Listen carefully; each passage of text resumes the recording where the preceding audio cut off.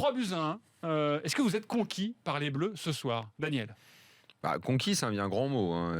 J'ai vu, comme d'habitude, des bons moments et des moments qui laissent perplexe, où on ne comprend pas trop ce que l'équipe veut faire. Alors après, quand on gagne 3-1, il faut se ranger à l'évidence qu'au niveau des résultats, ça continue d'avancer. Alors, j'avais dit déjà avant la série des 3 matchs amicaux que logiquement, il ne peut rien t'arriver dans ces matchs qui sont plus que des matchs amicaux, des matchs d'entraînement, et que c'est plutôt, si jamais tu les gagnes pas facilement, qu'il faut s'inquiéter, et que si tu gagnes, c'est normal.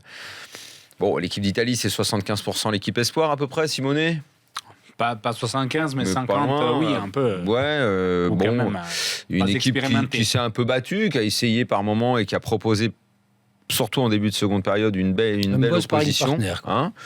Bon, les Bleus, il y a toujours la même chose, des choses et des joueurs qui dégagent du positif, et d'autres choses un peu plus inquiétantes. C'est toujours un petit peu le même visage finalement.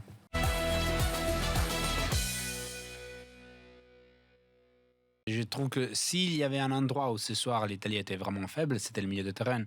Et surtout, sauf Jorginho qui était le seul qui faisait les jeux, les deux autres, Pellegrini et Mandragora, on voyait qu'il n'était pas à la hauteur. Et donc, moi aussi, ça m'inquiétait de voir un Pogba pas du tout protagoniste face à une si faible opposition. Les meilleurs milieux de terrain, on parle de Tolisso bien sûr, m'a été Griezmann quand venait à faire les mouvements en arrière et ouvrait les jeux, comme a fait sur l'occasion du penalty d'Hernandez.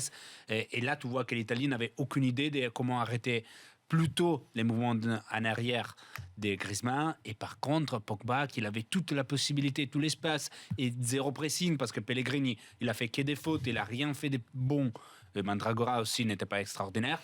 Pogba avait vraiment le match pour lui et il l'a pas utilisé. Donc, moi aussi, je suis plutôt inquiet si je dois penser à Pogba. Mais après, je voudrais un Pogba dans mon équipe parce que au-delà des Jorginho, on n'a pas rien vu ce soir. Bon, alors on va parler tout de suite de Paul Pogba et puis j'ai bien compris. Puis ensuite, on parlera des choses positives. Si tu l'as vu nul ce soir, pourquoi tu le voudrais dans ton équipe ? Non, parce qu'elle a du potentiel bien au-delà de ces joueurs qui sont en Italie. Non, mais arrêtez avec le potentiel. Moi, j'en peux plus du potentiel. Ça doit être visuel. Visuel. Pogba, le potentiel, c'était 2014. Mais on est en 2018.